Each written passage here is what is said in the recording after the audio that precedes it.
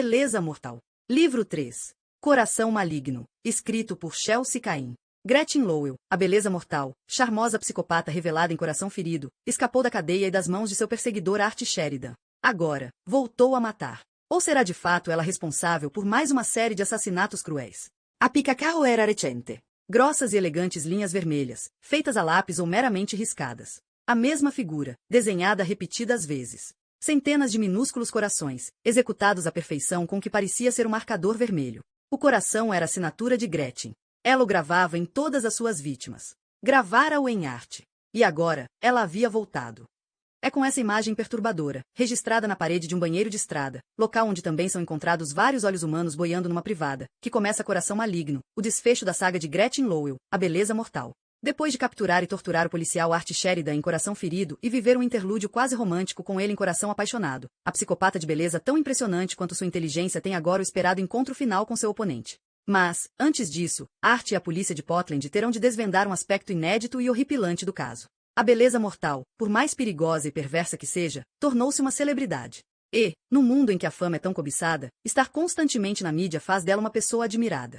E fãs, como se sabe, tendem a copiar seus ídolos. Mas estaria este séquito doentio agindo inteiramente por conta própria? Ou a manipuladora Gretchen pode ainda ter algumas cartas na manga?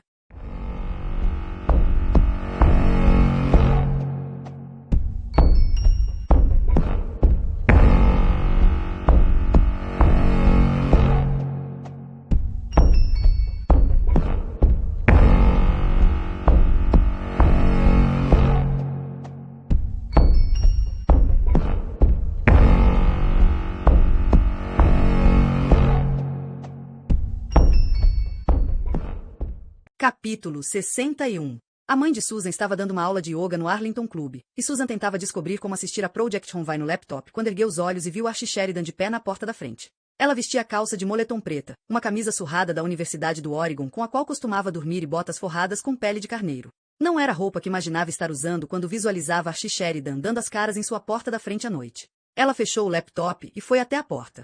Havia retirado o curativo, mas os 2 ferimentos em seu rosto haviam inflamado e inchado, e um olho roxo estava se formando. Ao abrir a porta, ela viu seu reflexo no vidro e se assustou. A luz da varanda estava acesa e insetos batiam contra a luminária. Agosto era o único mês do ano em Portland em que Susan sentia-se à vontade para sair sem casaco à noite. O que está havendo? Perguntou Susan. Ela acendera um incenso.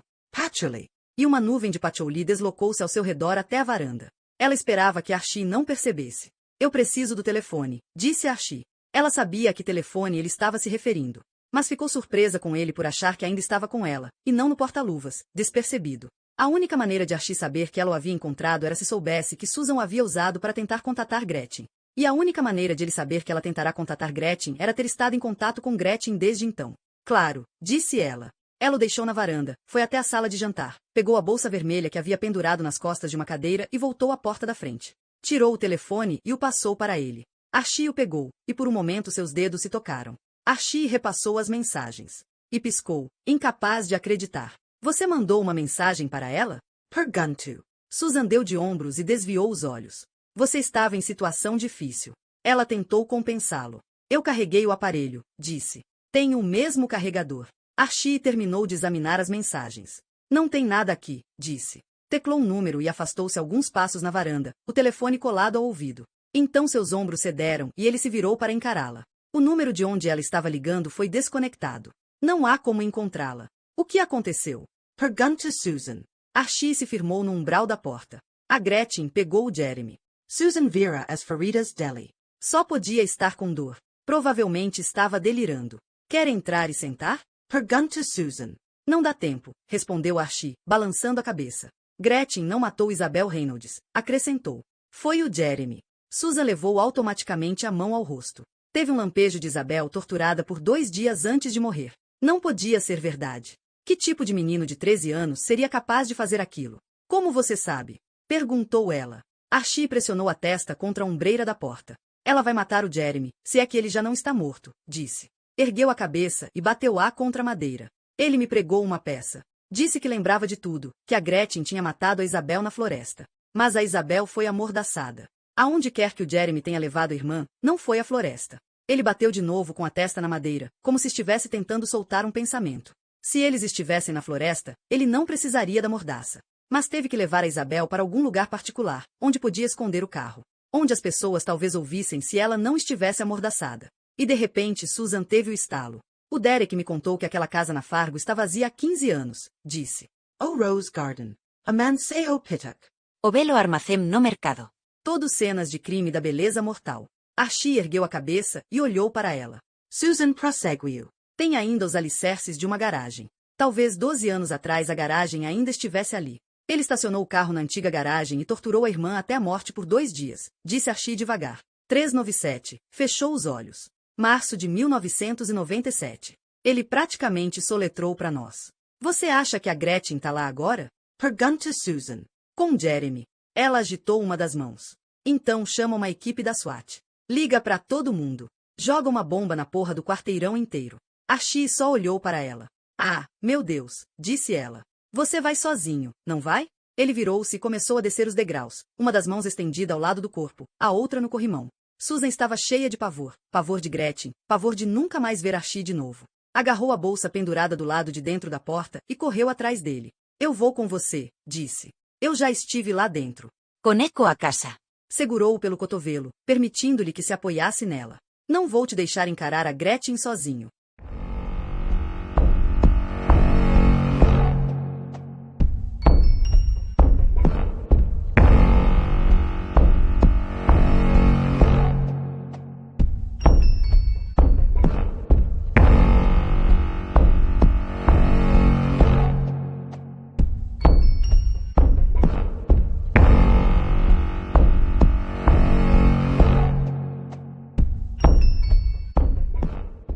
Capítulo 62. Gretchen já está lá, vestindo o macacão azul dos presidiários e algemada à mesa, quando Art entra na sala de interrogatório feita de blocos de concreto na penitenciária estadual do Oregon.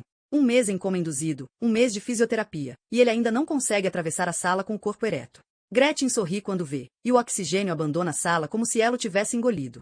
Art não consegue olhar para ela. Desvia os olhos, para o falso espelho atrás do qual Henry aguarda, mas vê apenas os dois refletidos.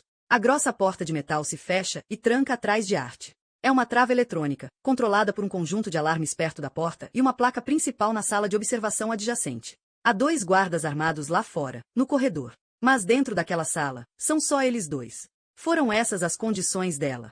Senti sua falta, querido, diz ela. O cheiro do aposento lembra a Art o porão onde ela o aprisionou, concreto e solventes de limpeza. Do que exatamente você sente falta? Pergunta ele, a voz ainda rouca do veneno que ela lhe deu. Do cheiro do meu zangue? Ela entrelaça as mãos sobre a mesa. Eu feri seus sentimentos, diz ela. Art olha para ela, aturdido. Não faz ideia de como reagir. Você me fez tomar desentupidor de ralos e arrancou meu baço, diz ele. O olhar de preocupação no rosto dela parece perturbadoramente genuíno. Como as feridas estão cicatrizando? Pergunta ela. Ela continuava linda. Mesmo naquele ambiente, no uniforme grosseiro da prisão, sem maquiagem, seu corpo ainda reage a ela. Ele se odeia por isso. Você está drogado, diz ela. Estou sob efeito de analgésicos, diz ele. Ela dera-lhe comprimidos no porão, recompensando com eles quando ele sufocou com desentupidor de ralos, deixando-os cair em sua garganta quando ele já não conseguia se sentar para engoli-los. Ele já não os toma por causa da dor. Ela ergue as mãos algemadas e gesticula na direção da cadeira à sua frente na mesa. Você quer sentar? As costelas quebradas dele ainda estão se recuperando, o que dificulta sentar. O algodão da camisa irrita as cicatrizes esfoladas. A cicatriz em forma de coração em seu peito por vezes ainda sangra. Acho que vou ficar em pé, diz ele. Ela concorda com o movimento de cabeça, em sinal de entendimento. É claro, diz. Está quente ali dentro, e Art puxa o colarinho da camisa. Ele está ali pelas vítimas. Foi o que disse a si mesmo, a Henry, a Deb. Ninguém esperava que ele cedesse às exigências loucas dela de se encontrar com ele. Ela quase o matara. Mas ele se arrastou até lá para auxiliar o projeto de identificação, pelas vítimas. As vítimas. Não era toda a verdade. Fazia 2 meses que ela fora presa, e ele cansará-se de esperar pelo próximo passo. Ela não havia mencionado a ninguém o relacionamento deles. Ele está preparado para negar. Pode explicar o tempo que passaram juntos dentro do contexto do caso. Mas o fato de ficar refletindo sobre o porquê de ela ter permanecido calada o está matando. O que você quer de mim? Pergunta ele. Você leu o acordo com a promotoria, diz ela. Eu vou confessar. Vou contar tudo, todas as pessoas que matei. Você pode encerrar todos os casos. Simples assim. Você vai fazer por merecer, diz ela, e Art sente o peso da promessa dessa declaração pairando na sala. Por que você fez isso? Pergunta ele. Ele não está se referindo aos assassinatos. Está se referindo ao relacionamento. Por diversão, diz ela. Ele não sabe ao certo que pergunta ela está respondendo. Ele se apoia na porta, se sentindo fraco. Senta, ela torna a pedir. Por favor. Dessa vez ele obedece, caminhando até a mesa e deixando-se cair dolorosamente sobre a cadeira. Não fique triste, diz ela. Você me prendeu. Você é um herói. Conseguiu exatamente o que queria. Héroe. Ele foi manipulado desde o começo. Disponibilidade para o amor. Ele se pergunta se isso é sequer um sentimento genuíno. Diz um caso que você queira encerrar, um caso importante para você. Art inclina a cabeça para trás e olha para o teto. Seu couro cabeludo formiga devido ao Vicodin. Ele só quer ir para casa. Implora per Deo. Está tudo bem, ela havia dito quando ele estava morrendo em seus braços. E ele acreditara nela. Ergue a cabeça e olha para o espelho. Alguma coisa boa ainda pode vir de tudo aquilo. Isabel Reynolds, declara ele. Há uma mudança no rosto de Gretchen, um pequeno erguer das sobrancelhas, uma minúscula ruga entre elas. Sua boca se aperta de forma quase imperceptível. Ela é especial, diz Gretchen. Ela vai ser um prêmio. Vou falar a respeito dela, querido. Quando você estiver pronto. Art endireita o corpo. O rosto de Gretchen volta a exibir uma máscara amigável. Mas, por um segundo, ele viu através dela. Ela o manipulara, brincara com ele, torturara, mas, nesse processo, permitirá-lhe enxergá-la. Ele a conhece, ao menos, uma pequena parte dela. E talvez seja o bastante para trabalhar a seu favor. Matthew Fowler, diz Art. Gretchen, sorry. Vocês chamaram aquilo de haste de vidro, explica ela. Era um agitador de coquetel. Ela ergue a mão e gira um dedo no ar. Enfiei o agitador de coquetel na uretra do Matthew Fowler. Seu olhar se perde a meia distância, e ela exibe um ligeiro sorriso no rosto, como se revivesse uma terna lembrança. Demorou quase meia hora. Eu tive que ser muito delicada, muito precisa. Quando estava completamente inserido, segurei a ponta e quebrei. Ela cerra o punho. You continui apertando. Eu sentia os estalos dentro dele na mão. Ela relaxa a mão e seu sorriso se alarga. De repente, um sangue cheio de cacos de vidro bem miúdos começou a escorrer da ponta do pau dele. Art enfia a mão dentro do bolso, pega sua nova caixa de comprimidos, despeja alguns Vicodins na palma da mão e os engole. Ela ergue os olhos. Posso continuar? Pergunta. Eu estou aqui, responde ele.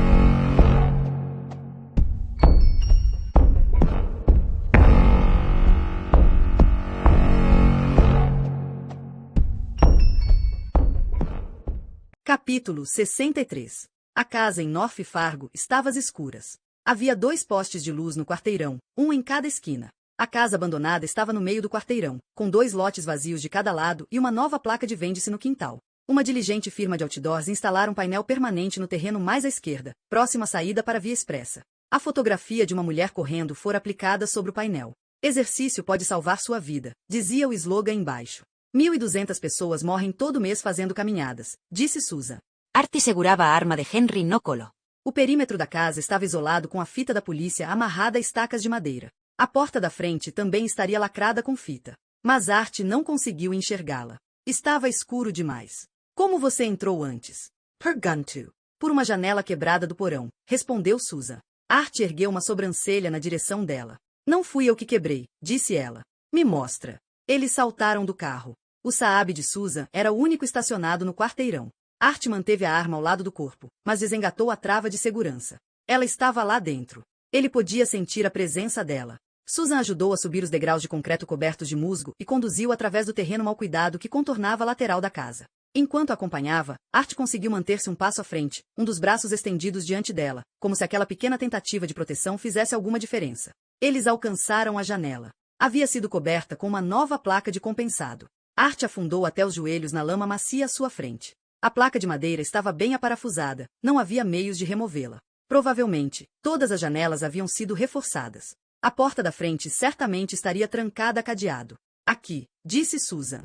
Ela se ajoelhou ao lado dele, vasculhou a bolsa e exibiu uma ferramenta de bolso. Abriu-a com um rápido movimento do pulso, puxou a chave de fenda e pôs-se a retirar os parafusos que mantinham a placa no lugar. Ele observou admirado medida que ela rapidamente girava os parafusos, erguia a placa de compensado e afastava para o lado. O rosto de Susan foi subitamente inundado de cor, os cabelos parecendo labaredas púrpura. Havia uma luz acesa no porão. Art empurrou Susan para a esquerda da janela, fora das vistas de um possível observador, e pôs a placa de madeira no lugar. Ela está aqui, sussurrou Susan no escuro. Art estendeu a mão e selou seus lábios com o dedo. Esperou um instante para permitir que seu batimento cardíaco desacelerasse. Então tornou a deslocar a placa de madeira para o lado e espiou pela janela. Viu vidro quebrado no chão do porão abaixo. A luz não vinha do aposento principal. Havia outro cômodo, afastado das escadas do porão. A sala do boiler. Art enfiou a arma nas calças, colocou as mãos de cada lado da janela e desceu. O vidro estalou sob seus pés. Ele olhou para trás na direção de Susan, cujo rosto preocupado estava enquadrado pela janela, e gesticulou para que permanecesse ali. Sacou a arma e deslocou-se em direção à luz. A porta do recinto onde ficava o antigo boiler estava aberta e a luz lá dentro fluía em um retângulo distorcido sobre o chão de concreto. O cômodo era grande, talvez um quarto da metragem do porão. O boiler desaparecera havia tempos, sendo substituído por uma fornalha coberta de pó. Havia instalações para uma lavadora, uma secadora e um aquecedor de água. Um varal estendia-se em um dos cantos, com prendedores de roupa de madeira formando uma ordenada fileira ao longo do fio. Nu, suspenso por seus próprios ganchos no meio do aposento, lá estava Jeremy. Os ganchos perfuravam-lhe o peito, o tronco e as pernas, mantendo na horizontal, o rosto voltado para cima, à altura de uma mesa do chão, como um espécime prestes a ser dissecado. Os pulsos estavam presos com fita adesiva às suas costas. Posição do coma, Jeremy a chamara. A carne ficava repuxada no local de cada gancho, estranhos triângulos de pele distendida, que pareciam prestes a render-se à força da gravidade a qualquer momento. A cabeça de Jeremy inclinara-se para trás, o pescoço pálido arqueado, o pomo de Adão projetado. A única órbita ocular que Art conseguiu enxergar foi um buraco sangrento. Uma mordaça de borracha preta cerrava a boca de Jeremy, mas agora, no silêncio do porão, Art ouvia seus gemidos patéticos. Gretchen estava atrás de Jeremy, de frente para Art, cotovelos afastados, sobrancelhas contraídas, bisturi na mão.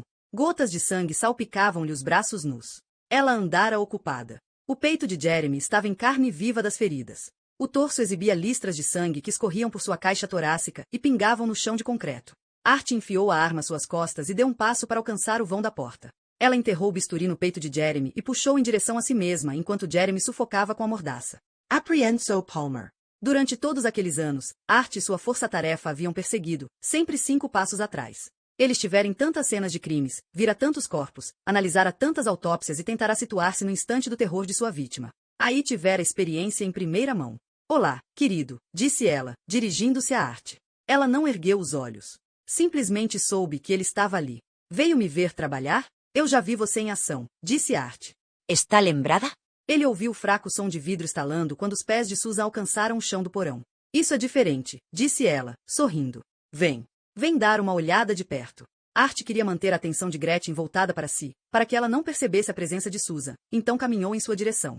Jeremy, ao ouvir Art, ergueu a cabeça e esforçou-se, o que fez seu corpo balançar, mas Gretchen estendeu a mão e firmou o cordame. O sangue escorria das órbitas oculares de Jeremy como lágrimas. Art posicionou-se diante de Gretchen, com Jeremy suspenso entre os dois. O lugar fedia a urina. Uma poça escura manchava o concreto embaixo de Jeremy. Ele havia se molhado. Gretchen inclinou-se de novo, voltando a trabalhar, enterrando o bisturi na carne de Jeremy. O tronco de Jeremy estava retalhado. Os ferimentos variavam de profundidade. Alguns eram meras fendas vermelhas, outros se achavam escancarados, expondo a gordura. De alguns, o sangue jorrava. Você era especial, Gretchen disse a Art. Você recebeu tratamento especial. Ela olhou com desdém para a pele brutalizada de Jeremy. Isso quase não dá prazer nenhum. Ela afastou uma mecha de cabelo vermelho da testa com a parte posterior do pulso. Mas nem sempre o trabalho é divertido, não é? Por isso se chama trabalho. Art percebeu o que ela estava fazendo. Estava removendo o tecido cicatrizado das feridas que Jeremy se auto-infligira, as insígnias que não conquistara. Você acha que Jack Reynolds ia permitir que isso fosse a julgamento? Perguntou ela, ainda concentrada no bisturi. Ele teria mandado matar o Jeremy. Na rua. Na cadeia. Ele teria dado um jeito. Porque se Jeremy fosse a julgamento por múltiplos assassinatos, isso levaria a certas discussões sobre os interesses comerciais de Jack Reynolds. Ela ergueu o bisturi e o arrastou ao longo do coração que Jeremy gravara em si mesmo. Jeremy está morto de um jeito ou de outro. Você sabe disso. Vá em frente, disse Art. Acaba com ele. Eu não vim aqui para salvar o Jeremy. Vim aqui por sua causa. Jeremy começou a chorar, a mordaça de borracha oscilando, escorregadia de saliva. Gretchen avaliou a virilha de Art.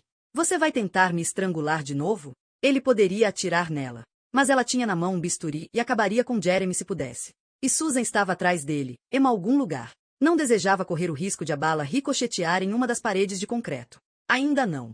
Art passou a mão pelos cabelos cobertos de suor e sangue de Jeremy. Ele me contou que fica fantasiando que nós somos amantes, disse Art. Ele gosta de me imaginar machucando você. Bem, ele é psicopata, disse Gretchen. Ela cortou a cicatriz em forma de coração, arrancou um pedaço de tecido com os dedos e o deixou cair no chão a seus pés. Art se agachou, para que seu rosto nivelasse com o de Jeremy. A sensação de sentar foi boa. Na verdade, sua intuição é boa, Jeremy, disse Art.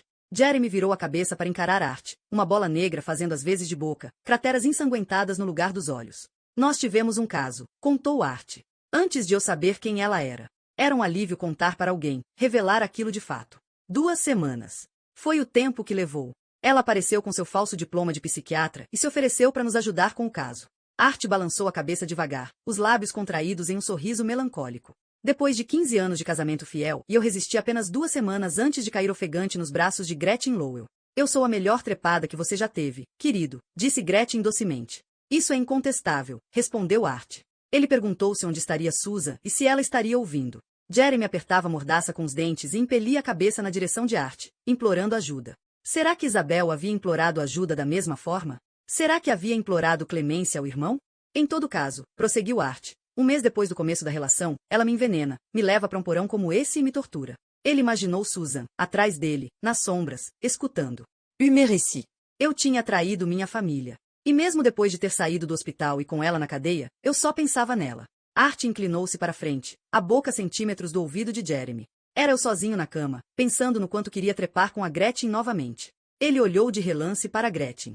Eu ficava me perguntando por que ela tinha feito aquilo. Por que naquele momento? Qual era o plano dela para mim? Gretchen não se movia, o bisturi parado na mão. Ele riu. Parecia louco. Talvez estivesse louco. Art tornou a aproximar os lábios do ouvido de Jeremy. O negócio é o seguinte, disse Art em um sussurro teatral. Acho que ela não tinha plano nenhum. Ele ergueu os olhos na direção de Gretchen. Acho que ela se infiltrou na investigação para se divertir. E o nosso romance simplesmente aconteceu. Por muito tempo eu achei que ela tivesse me torturado por eu ser comandante da força-tarefa, para mostrar ao mundo que ela era toda poderosa. Mas acho que não foi por isso. Acho que ela me torturou porque nós estávamos tendo um caso, e ela achou que eu fosse terminar. A boca de Gretchen se alterou. Era uma mudança que ninguém mais no mundo perceberia. Mas esse era o dom dele. Ninguém a conhecia como ele. Art ficou de pé. Estou certo, querida? Gretchen cravou o bisturi no peito de Jeremy, cortou e removeu o restante da cicatriz em forma de coração. Eu não faço nada sem um plano, disse ela, e largou a tira ensanguentada de carne no chão. Você quer saber o que é engraçado? Perguntou Artie. Não havia nenhuma alegria em sua voz. Eu não ia me separar de você. Ele interrompeu-se e olhou para ela, olhou de verdade para ela, tentando enxergá-la como enxergava antes de saber quem ela era. Eu ia me separar da Deb. Jeremy deixou escapar outro gemido baixo. A arma na cintura de Art pressionava-lhe as costas. Ele não conseguia ouvir Susan. Tinha esperanças de que ela tivesse tornado a sair do porão. Por que você veio até aqui? Perguntou Gretchen. Pra te matar, respondeu Art. Com que intensidade você quer isso? Com muita intensidade, respondeu Art. Gretchen afundou o bisturi na dobra da virilha de Jeremy. Jeremy uivou de encontro à mordaça, e Gretchen agarrou a mão direita de Art e enfiou-lhe os dedos no interior da ferida quente, posicionando o polegar e o indicador de Art ao redor da artéria femoral palpitante de Jeremy. A artéria femoral é a segunda maior artéria no corpo, disse ela. Se você tirar o dedo do garrote, ele vai sangrar até a morte em 1 minuto. Um sangue vermelho vivo esguichava por entre os dedos de Art a cada batida do coração de Jeremy. Todos os policiais obrigatoriamente recebiam noções de medicina de emergência. A manobra de Heimlich. Resuscitatio cardiopulmonar. Como tratar uma pessoa em choque. Mas o que mais chamava a atenção dos policiais era o tratamento de um ferimento em campo, porque se algum dia um deles fosse baleado, aquilo poderia lhe salvar a vida. Art não podia abandonar Jeremy. Se afastasse a mão, Jeremy morreria. Art pressionou sua mão esquerda sobre a direita para obter pressão suficiente para diminuir o fluxo sanguíneo. Gretchen recuou. Você pode salvar o Jeremy, disse. Ele vai sobreviver. Você pode levá-lo a julgamento. Ela contornou o corpo de Jeremy até ficar ao lado de Art e pousou o bisturi no chão aos pés dele. Ou pode vir atrás de mim. A pulsação do sangue contra os dedos de Art se intensificou quando a frequência cardíaca de Jeremy acelerou. Metade da mão de Art estava dentro do corpo de Jeremy. Ele sentia-lhe o calor e a vida. Art pensou em Isabel Reynolds, nos 3 sem-teto que Jeremy havia matado, em Fintan English, que morrera naquela mesma casa. Olhou para Gretchen. E para o bisturi no chão entre os dois. Então soltou a artéria de Jeremy e ergueu as mãos. Jeremy produziu ruído. Não. Art deu 2 passos na direção de Gretchen e pegou o bisturi com a mão ensanguentada. Gretchen ficou rígida e deu um passo para trás, de encontro à parede. Em um instante ele estava em cima dela, seus corpos a poucos centímetros de distância, as mãos dele espalmadas contra a parede ao lado da cabeça dela. Ele ouvia Jeremy lutando contra as cordas de nylon, dando gritos estrangulados. O bisturi em sua mão era leve, bonito, do modelo que ela usará para mutilá-lo. O que fez você pensar que eu sou contra a pena de morte? Per gun to Artie. Ele a apunhalou sob a caixa torácica, à esquerda. O bisturi entrou até o cabo, e Art manteve ali, seu punho pressionado contra o abdômen arfante de Gretchen. Ele baixou os olhos para o espaço entre os dois e viu sangue. Tentou ignorar os gemidos de Jeremy. Olha para mim, disse ele. Ela ergueu os olhos azuis perfeitos na direção dele. Ele queria ver surpresa. Queria fazer alguma coisa, tomar alguma atitude que ela não tivesse previsto ou orquestrado. Os lábios dela se abriram. Ela tentou falar. Jeremy produziu um último som estrangulado e então silenciou. Gira o bisturi, disse ela. Art girou o bisturi. Ela abriu a boca e gritou, seu rosto corando. Então ela envolveu o rosto de Art com as mãos. Estavam molhadas do sangue de Jeremy. Art sentiu o cheiro. Os homens são tão simples, disse Gretchen. Suas mãos estavam quentes e seu toque era suave. Com Jeremy, fui só um pouco mais juvenil. Eu queria ver se conseguia pegar uma criança e transformá-la em um monstro. Então trouxe ele e a irmã para essa casa e matei a menina na frente dele. Ela sorriu de alegria. Art não conseguia pensar direito. Ela estava mentindo de novo. Jeremy era um psicopata. Havia nascido assim. Tinha matado a irmã. Continuaria matando. Ele aumentou a pressão ao redor do bisturi. Não, disse. As mãos dela tremiam de encontro ao rosto dele à medida que ele afundava mais a lâmina, e ele sentiu o calor do sangue dela espalhar-se entre os dois. Foi uma experiência, disse ela, baixando lentamente as mãos para o pescoço dele e descendo até o peito. Eu queria ver se conseguia criar alguma coisa perversa. Qualquer um pode se tornar um assassino, dado o conjunto certo de circunstâncias. Ela olhou de relance para Jeremy. Acho que eu estava certa. Ah, meu Deus, pensou Art. Não. Por favor. Gretchen deu um leve empurrão no peito de Art. Ele deu um passo para trás, e o bisturi, a mão dele ainda apertada ao redor do cabo, deslizou para fora do corpo dela. Jeremy não matou a irmã, disse ela. Nem nenhum dos outros. Era só um pobre rapaz que eu manipulei. Eu dei a ideia de o clubinho dele fazer a esplenectomia. Eu suspendi você pelos ganchos. Eu estava lá o tempo todo. Jeremy era inocente. O sorriso dela se abriu enquanto se deleitava com a vitória.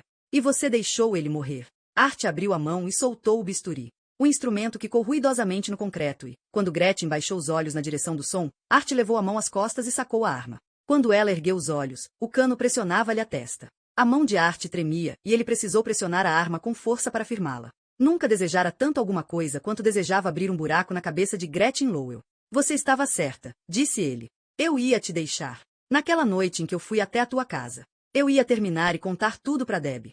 Ele deslocou o cano da arma para o rosto dela, para o espaço entre os olhos, ao longo da ponte do nariz, e pressionou de encontro aos lábios fechados. Abre a boca, disse ele. Abre a boca. Ele viu a pulsação em sua garganta quando ela separou os lábios e o deixou enfiar o cano da arma na boca. Se puxasse o gatilho, ele lhe abriria um buraco na nuca. Quem o iria culpar? E então ele se tornaria um assassino. Igual a ela. Ele não ia permitir que ela vencesse. Extraiu lentamente a arma da boca de Gretchen e tornou a apontá-la para sua testa. E naquela fração de segundo, sentiu algo pouco familiar. O seu antigo eu. Você está presa, disse ele. Art vislumbrou o menor dos movimentos à sua esquerda antes de sentir o cano da arma sobre seu ouvido. Eu não vim sozinha, disse Gretchen. E então Art captou. Uma onda de almíscar. Patchouli. Nem eu, disse ele. Se você se mexer, Art ouviu Susan dizer, vou apunhalar o seu pescoço. Ela deu um passo à frente e penetrou em sua visão periférica. Ela puxara a faca de sua ferramenta de bolso e pressionava-a contra o pescoço de Frank. Oi, Frank, disse Archie. O queixo de Frank despencara, seus olhos não pestanejavam, e seu rosto flácido estava vermelho e suado. Archie já o vira assim. Normalmente acabava com Frank arremessando uma cadeira. Oi, Archie, disse Frank. Ela não é sua irmã, disse Archie. Você sabe disso, certo? Atira nele, ordenou Gretchen sem rodeios. Susan retificou a posição, erguendo mais a faca contra o pescoço de Frank. Nem pensa nisso, disse ela. Você ainda está zangado comigo? Frank perguntou a Archie. Não, disse Archie. Eu não estou zangado. Atira na cabeça dele, disse Gretchen novamente. É, disse Frank. Ok. Archie retesou-se, esperando pelo tiro, e então ouviu. Ele nunca havia sido baleado. Tivera pregos cravados nas costelas com um martelo. Fora forçado a beber desentupidor de ralo. Havia sido cortado, retalhado e apunhalado. Mas baleado? Não. Não doía. Era o que diziam. Pessoas tomavam tiros e passavam-se vários minutos antes que sequer percebessem. Havia quem descrevesse o disparo como uma sensação de calor. Outros diziam que a dor era excruciante. Provavelmente alguém que levasse um tiro na cabeça não sentiria. Provavelmente só morreria. E ele não estava morto. Frank Sim.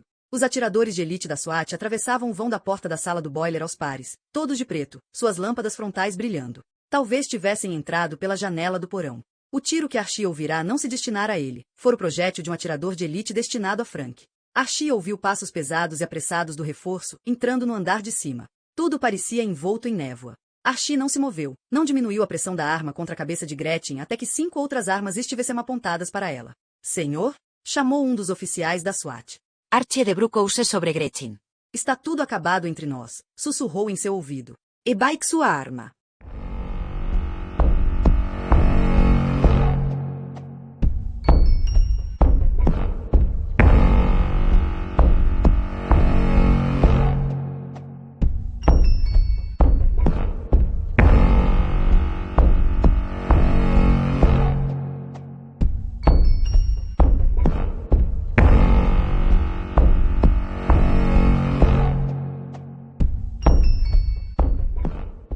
Capítulo 64.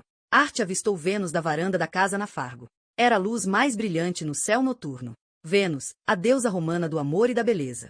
A papa-moscas, tão frequentemente representada de cabelo vermelho. Talvez nós nunca saibamos o que realmente aconteceu com Isabel, disse Henry.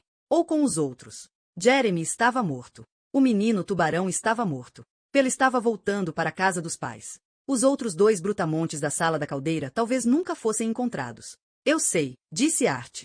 Henry havia chegado atrás da equipe da SWAT, desarmado, já que estava, oficialmente, em serviço burocrático. Isso colocará Claire no comando, e ela expulsara ambos para a varanda, onde Henry colhera o depoimento de Art.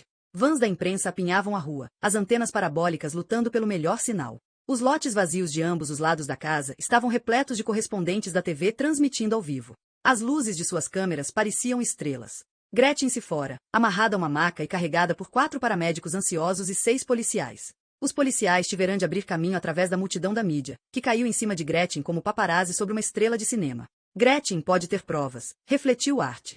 De um jeito ou de outro. Não, disse Henry, balançando a cabeça. Você não vai reorganizar o projeto de identificação das vítimas. Não vale a pena. Não há informação que ela possa dar que valha o fato de você precisar se encontrar com ela de novo.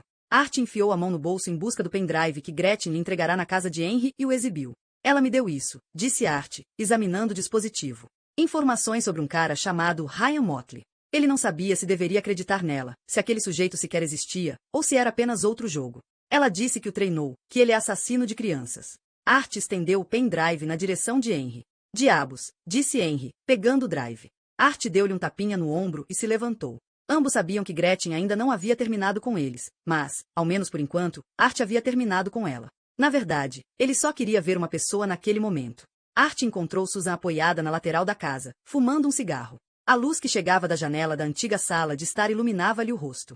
A equipe da SWAT dera as caras bem a tempo. E só havia um jeito de eles terem chegado tão rápido. Você ligou para o Henry, disse ele. Você estava em dificuldade, disse ela. Art apoiou-se na lateral da casa ao lado dela. Gretchen estava sob custódia. Eles estavam em segurança. Ele estava vivo. Obrigado, disse ele. Susan deu uma tragada no cigarro. 440 mil, disse. O quê? Perguntou ele. É o número de mortes relacionadas ao tabaco nos Estados Unidos a cada ano. Ela olhou para o cigarro. Eu vou parar. Ela não fez nenhum movimento para apagar o cigarro. Um helicóptero da imprensa pairou sobre suas cabeças para conseguir uma tomada da casa, e eles permaneceram em silêncio até que ele se erguesse e afastasse rumo ao leste. Você ia largar sua mulher por causa dela, não ia? Perguntou Susan. Com certeza, disse Art. Ele ainda não sabia o que ela ouvirá lá embaixo no porão. O que sabia a respeito do que ele fizera. O taser foi batizado em homenagem a um livro de Tom Swift, disse Art. Tom Swift and his electric rifle. Eles acrescentaram a Susan prender um cacho de cabelo roxo extraviado atrás da orelha. E você está me contando isso por quê? Porque eu quero te contar coisas, disse Art. Ela concordou com o movimento de cabeça e pareceu avaliar a possibilidade. Você sabe qual é a fala mais encontrada em filmes? Perguntou. Vamos sair daqui. Ela sorriu no escuro. É sério, disse. Preste atenção. Está em todos os filmes. Não importa que tipo de filme seja. Você vai ficar surpreso. As perfurações em seu rosto haviam inchado e sua pálpebra exibia uma tonalidade roxa brilhante. Você está de olho roxo, disse Art. Susan deu uma tragada no cigarro e soprou a fumaça no rosto dele. Você tem buracos de gancho nas costas, disse ela. Eles ouviram uma buzina alta e prolongada, e Art virou-se e viu um ônibus de turismo tentando forçar passagem em meio aos inúmeros veículos de emergência para se aproximar da casa. Um anúncio cobria o ônibus inteiro. Art não conseguiu distinguir tudo, mas à luz dos faróis e das luzes de emergência intermitentes, avistou o rosto de Gretchen na lateral do ônibus, e no capô, abaixo do para-brisa, um bisturi. Que diabos é aquilo? Per gun to Artie. Aquilo, disse Susan, é o tour da meia-noite dos corpos da beleza mortal. 35 pratas. 20 paradas em cenas de crimes. Bebidas incluídas. Sua boca ergueu-se em uma expressão irônica. Essa noite o dinheiro valeu a pena. O ônibus subiu no meio-fio do outro lado da rua, e as pessoas começaram a se afastar e se espalhar pela rua. Gente comum, gente que havia lido A Última Vítima, visto o artigo na Vanity Fair e queria um pouco de diversão. A multidão começou a gritar e agitar o punho cerrado no ar. Soltem Gretchen, exigiam eles. Art recuou em direção às sombras. Você está com fome? Per gun to Susan. Eu tenho batata frita no carro. Art não conseguiu lembrar a última vez que havia comido. Estendeu o braço e Susan o aceitou. Vamos sair daqui, disse ele.